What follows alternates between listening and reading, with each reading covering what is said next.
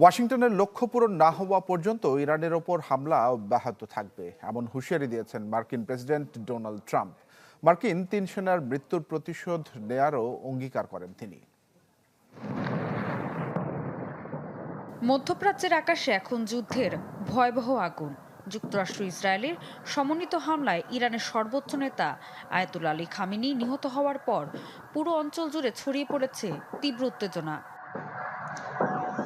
মার্কিন president Donald Trump হুঁশিয়ারি দিয়ে বলেছেন, ওয়াশিংটনের লক্ষ্য পূরণ না হওয়া পর্যন্ত ইরানের উপর হামলা অব্যাহত থাকবে। The United States and its partners have launched Operation Epic Fury, one of the largest, most complex, most overwhelming military. গেল ৩৬ ঘন্টা ধরে যুক্তরাষ্ট্র এবং তার অংশীদাররা অপারেশন এপিক ফিউরি শুরু করেছে।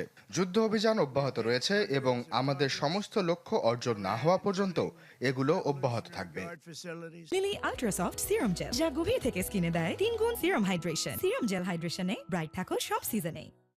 Iranian air defenses. কুয়েতে মার্কিন ঘাঁটিতে ৩ সেনা নিহতের ঘটনায় ক্ষোভ জানিয়ে ট্রাম্প বলেন, যুক্তরাষ্ট্র তাদের মৃত্যুর প্রতিশোধ নেবে।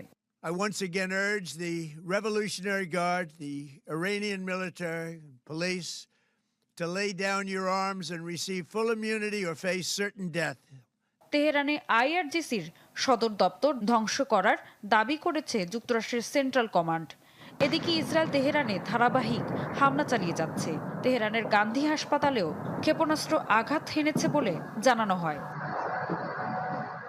প্রতিশোধে ইরানও থেমে নেই। তেল আবিব ও হাইফায় হামলার পাশাপাশি Qatar, Bahrain, Kuwait, Jordan, Oman, Saudi আরব ও সংযুক্ত আরব আমিরাতে থাকা মার্কিন ঘাঁটিগুলো লক্ষ্য করে ক্ষেপণাস্ত্র ছুড়েছে তারা।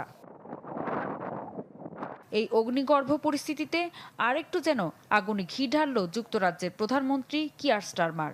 ইরানে হামলা চালাতে ব্রিটিশ সামরিক ঘাঁটি ব্যবহারের অনুমতি দেন তিনি। The United Kingdom was not involved in the strikes on Iran.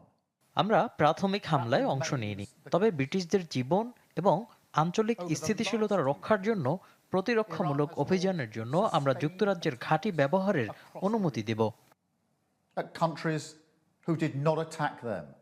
Gulf cooperation council জরুরি বৈঠকে ইরানে হামলার তীব্র নিন্দা জানিয়ে বলেছে, এক সদস্যের ওপর আঘাত মানেই সবার ওপর আঘাত। টানা হামলা পাল্টা হামলায় আকাশপথ বন্ধ, তেল সরবরাহ ব্যাহত, আতঙ্কে দিন কাটাচ্ছে সাধারণ মানুষ। বিশ্লেষকরা বলছেন, এখনই কূটনৈতিক উদ্যোগ না নিলে এই সংঘাত মধ্যপ্রাচ্যকে আরও গভীর ও দীর্ঘমেয়াদী যুদ্ধের দিকে ঠেলে দিতে পারে।